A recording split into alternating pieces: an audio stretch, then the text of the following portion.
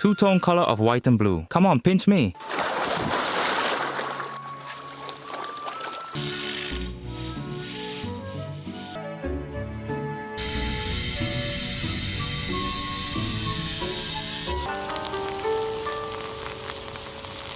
Hi there, this is Chieeton. So today, I took a day off to make stone ball bibimbap and came to the river. Taking a day off once in a while isn't bad, is it?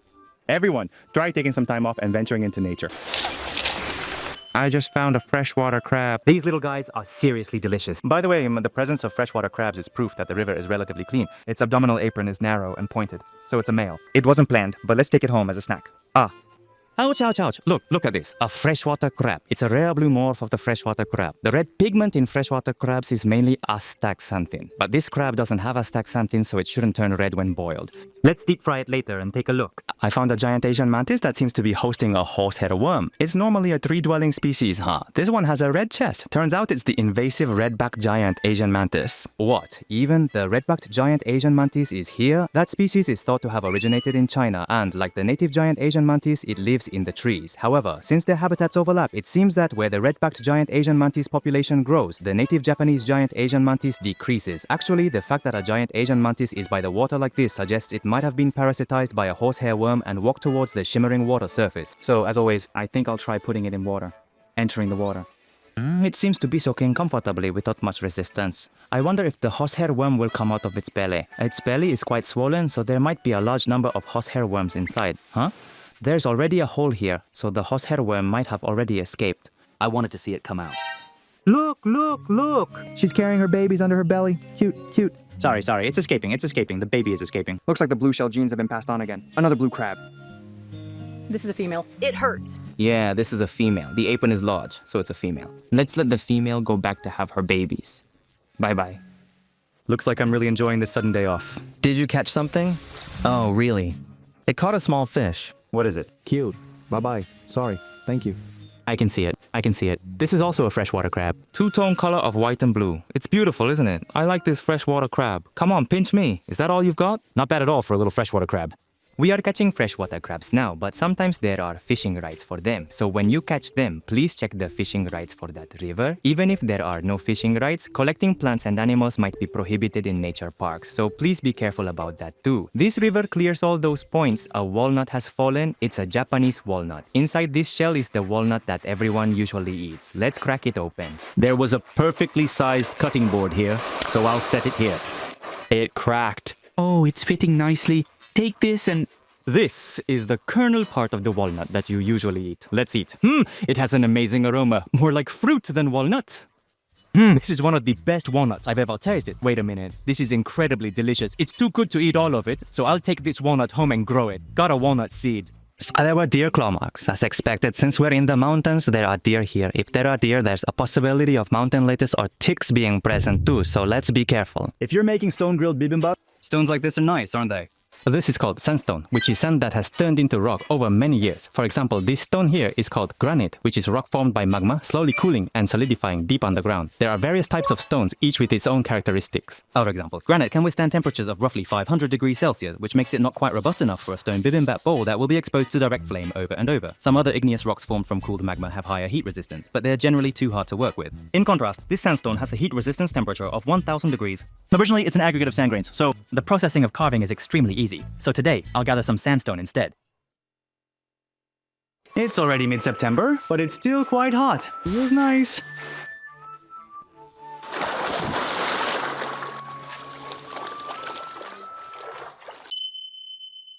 I think many people believe that you should never pick up river stones, but actually, as long as it's not in a nature park or private property, taking 1 or 2 stones from a riverbank for personal use is generally not a problem. However, there are no specific legal regulations on when or how many you can take, but the usual response when you inquire is to do so within common sense.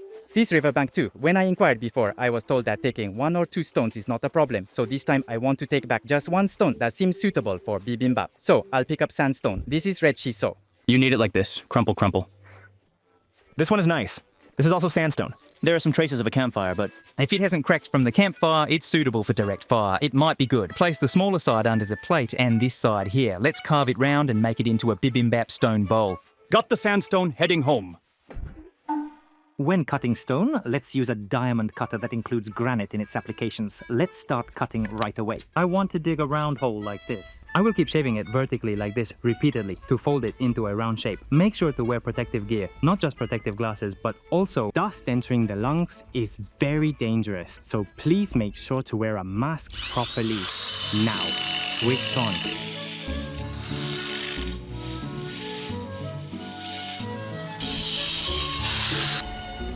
It's incredibly fast. It gets shaved down in no time. The dish might be done in a few hours.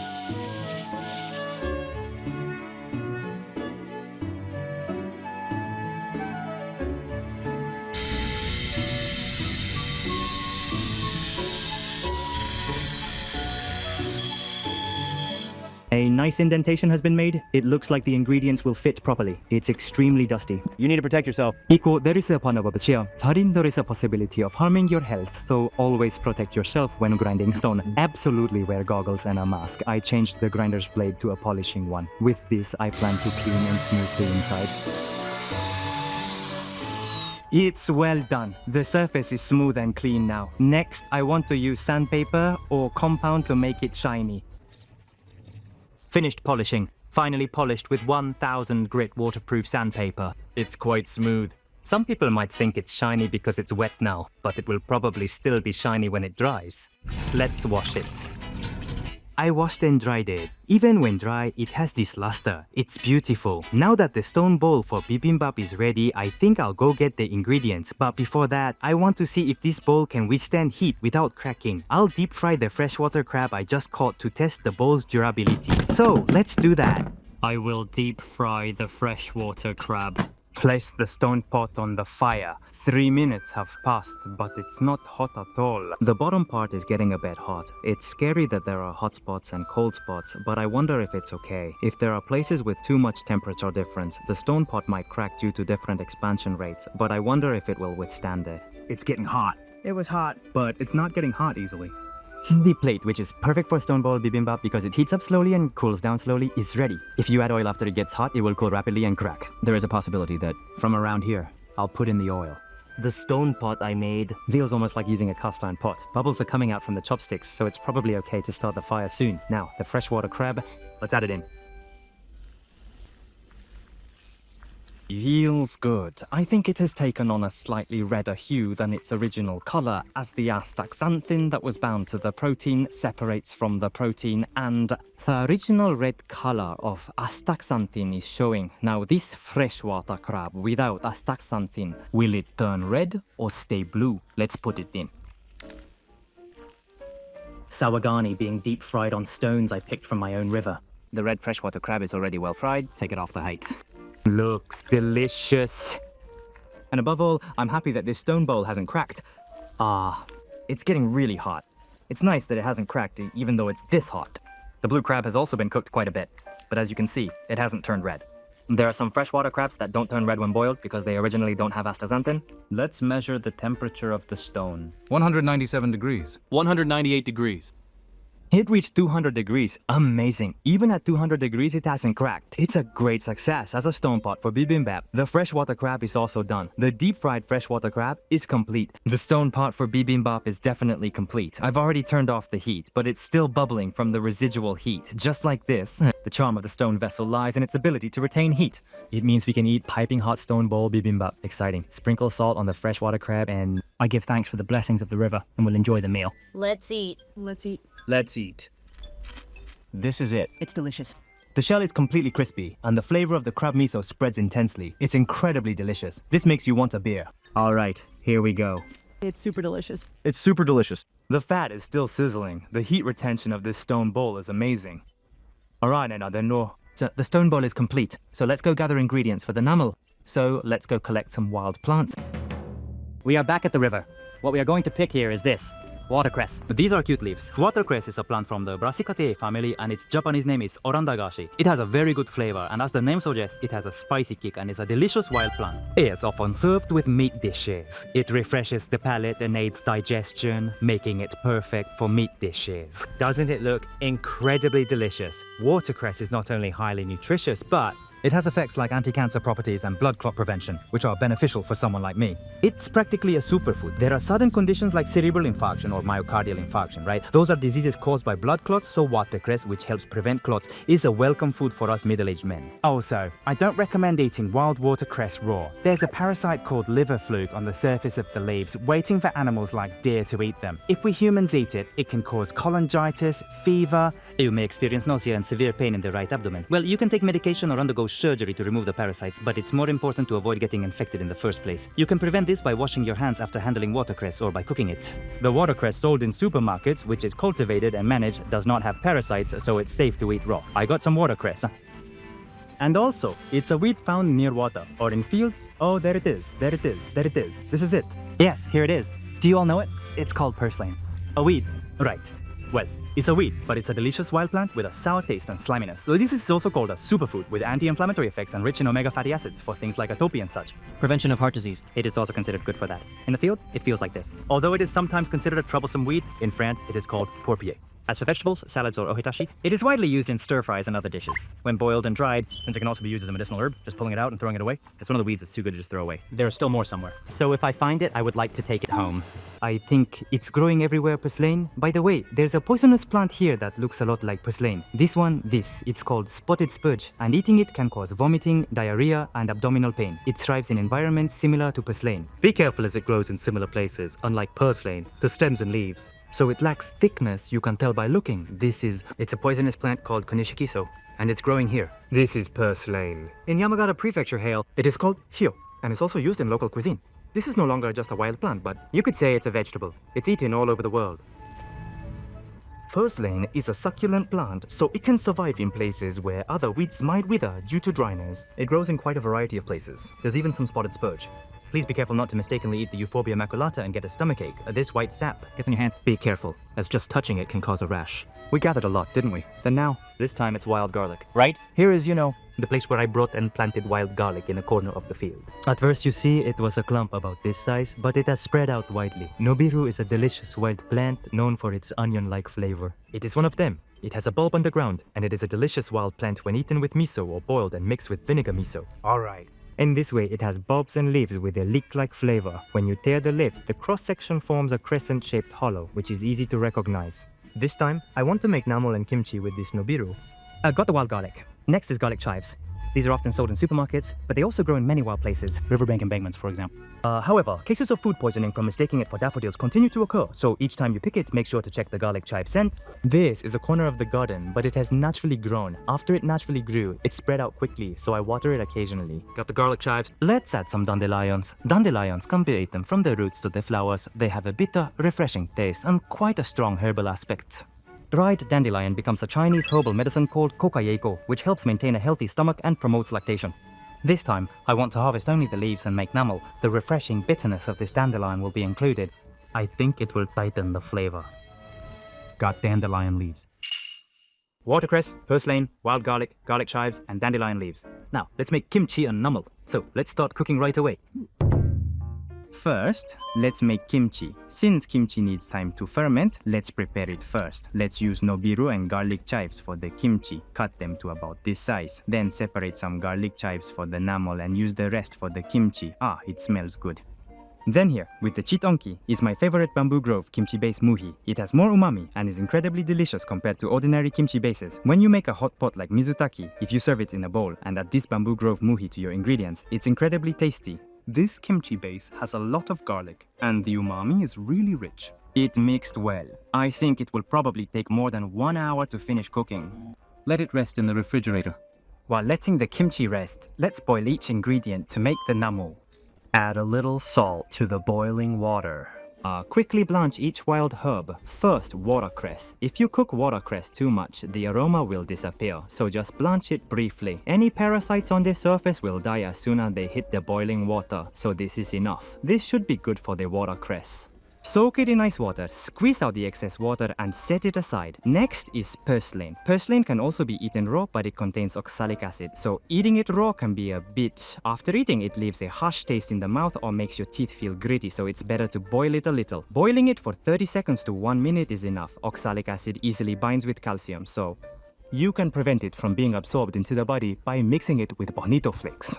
The purslane is really delicious with its tanginess and sliminess. If you chop it up well with a knife and mix it with bonito flakes and noodle sauce, it goes perfectly with rice. Is this good enough? Then this... Take it out of the hot water. Put it in cold water. Yes. And also, let's thoroughly wash the bowl that had the watercress in it earlier. Make sure to thoroughly drain the water. Squeeze. Next, the purslane. Let's boil the wild garlic.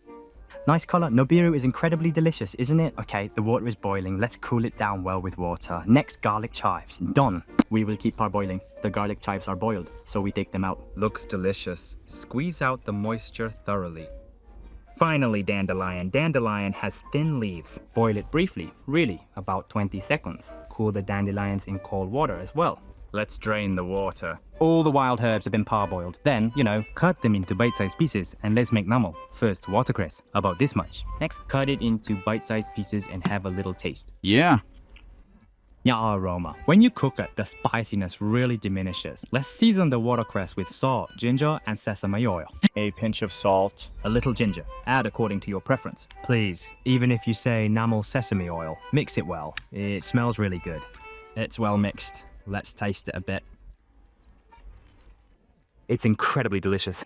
You can drink beer with just this. It's perfect. The watercress namal is finished. Next, we'll make purslane namal with sesame oil and garlic and mix with sugar and soy sauce. In the case of purslane, it tends to release water, so it's good to coat it with sesame oil first. If you add salt right away here, it will become like pickles.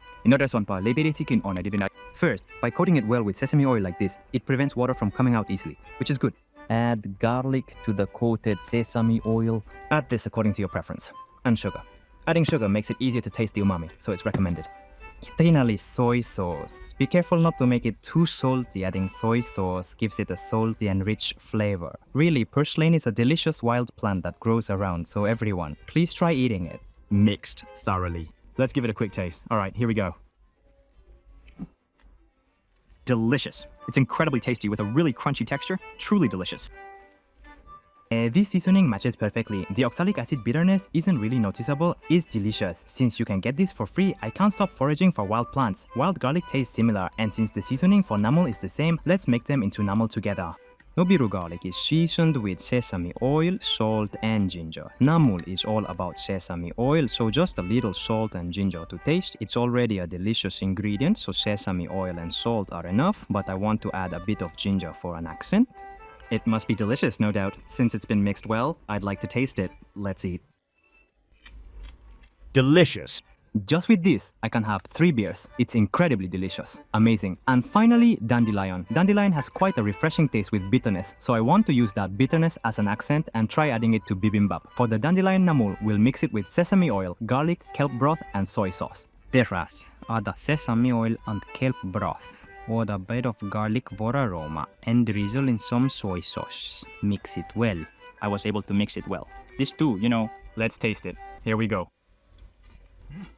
This is insanely delicious. The addition of kombudashi brings out a lot of sweetness, and then there's a hint of bitterness at the end, making it a sophisticated flavor. This seems like a great accent. It's incredibly delicious. So with this, the namal is ready. Next, we'll prepare the meat. This meat is raccoon meat from our farm. Let's slice it and use it. I have a trapping hunting license, so I capture raccoons that come to the farm and garden. Raccoons are designated as invasive alien species, and agricultural damage, ecosystem damage, and human harm are also caused. So although they look somewhat cute, they are quite strong and have a powerful bite. If you see a raccoon, please do not approach it. Even if it doesn't harm you, it might have ticks or carry a parasite called raccoon roundworm in its intestines, which has caused fatalities overseas and the bladder. In other words, in the urine, there are recently in Okinawa a bacterium called Leptospira. But they might carry bacteria that have caused fatalities, and there is a possibility they carry rabies virus. Really, it's better not to approach raccoons. I think some of you might wonder, can you really eat such meat? If processed hygienically and cooked, it can be eaten.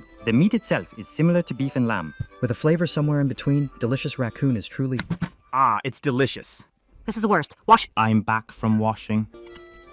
Raccoon meat is cut. It looks incredibly delicious, doesn't it? Raccoon meat, varies between individuals, but the tasty meat is really delicious. Since it's mixed and eaten to make it easier to eat, cut it into slightly smaller pieces.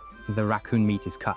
Right now, I tasted the raccoon meat, but it was a bit gamey, so I'm using alcohol to remove the odor. After this, I'll rinse it under running water to further remove the smell, and then I plan to grill it. The odor removal of the raccoon is finished. Let's start with seasoning.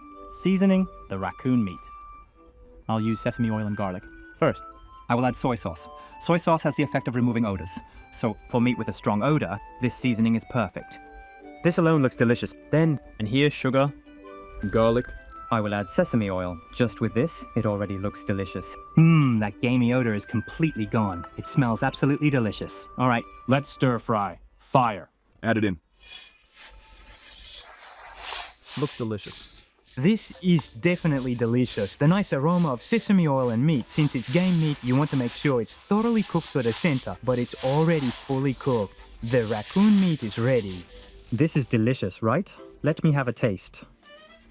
Yeah. Delicious. The gamey smell is gone. It's okay. While still keeping a bit of the meat's flavor, this sweet and spicy seasoning is a perfect match.